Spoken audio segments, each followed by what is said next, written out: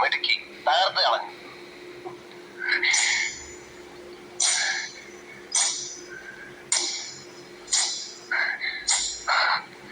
ജയിച്ചു അല്ലേ?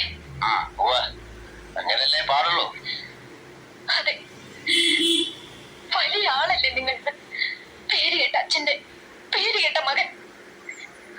ഞാനാരാ? നിസ്സാരയായ ഒരു പെണ്ണ്.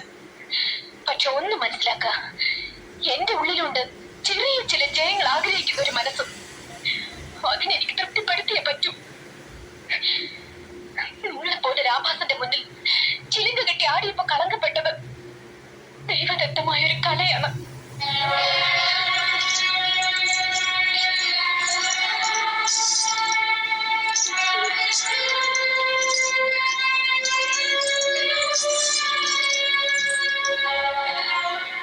എന്റെ കാലുകൾക്ക് ഇനി ഈ ചിലങ്ക ഇടാനുള്ള യോഗ്യതയില്ല.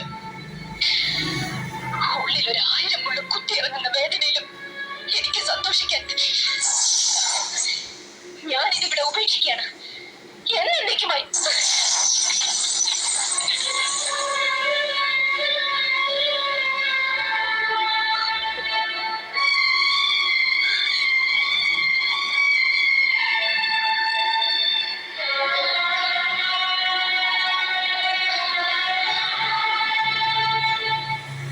എന്തിനായിരുന്നു നീല ഈ ഒരു ശാപം കൂടെ ഏറ്റുവാങ്ങിയത്? ആ കുട്ടിയുടെ കണ്ണീന്ന് ഒരു തുള്ളിയിട്ട് വീഴുമ്പോ ഓർത്തോളൂ, അതൊരു പ്രളയത്തോളം വരും. മംഗലശ്ശേരിയിലെ മേൽക്കൂരയ്ക്ക് ആകാശം മുട്ട വരില്ല.